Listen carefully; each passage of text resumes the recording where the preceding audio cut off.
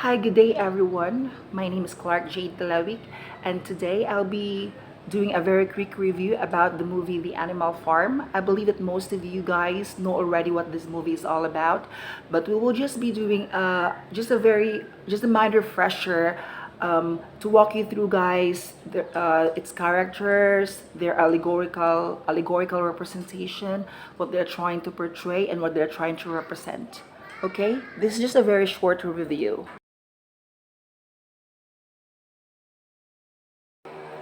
Let us start first with the animal characters. We have here Old Major. We also have Napoleon, Snowball, Squealer, Boxer, Benjamin, Clover, Muriel, Molly, Jessie and Bluebell. We have Moses, Pincher, pigeons, and a large number of pigs, sheep, dogs, cows, ducklings, and a cat. Let's talk about Old Major first, okay?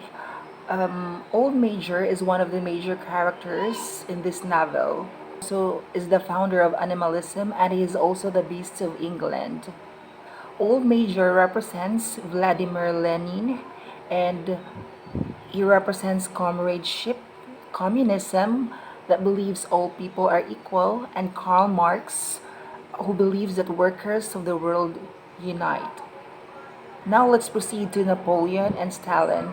Napoleon is the leading pig among the three. He is the main antagonist in George Orwell's Animal Farm, and he is also an example of corrupt opportunist.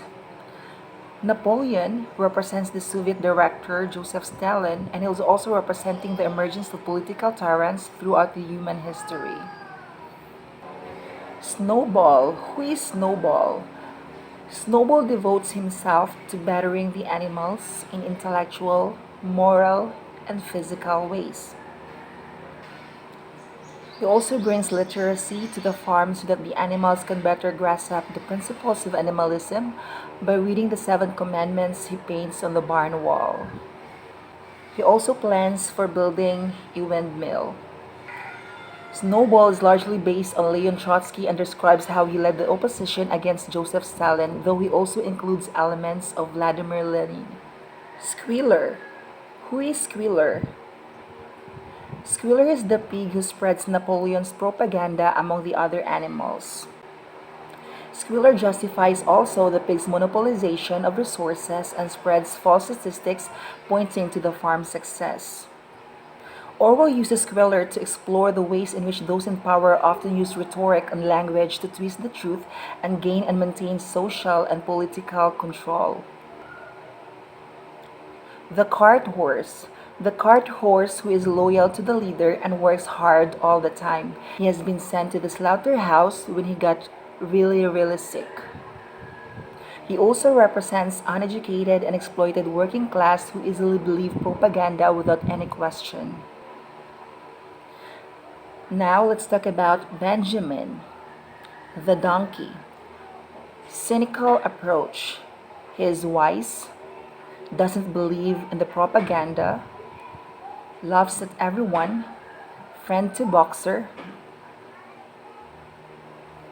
Now let's proceed to the sheep. The sheep are naive and loyal to the tenets of Animal Farm. They represent ignorant mass people who blindly follow their master. Napoleon's private army that used fear to force the animals to work, they killed any opponents of Napoleon. These are the dogs. The dogs represent Stalin's loyal force, KGB or secret police. The KGB was not actually police but mercenary that used to force support for Stalin. A tame raven, sometimes seen as pet of Jones, tells the animals the story of a paradise called Sugar Candy Mountain. Moses represents religion, specifically Russian Orthodox Church. Stalin used religious principles to make people work and to avoid revolt. Now let's talk about the human characters. We have Mr. Jones, Mr. Pilkington, Mr. Frederick, Mr. Whymper, and other people. Mr. Jones. Mr. Jones is the owner of the manor farm.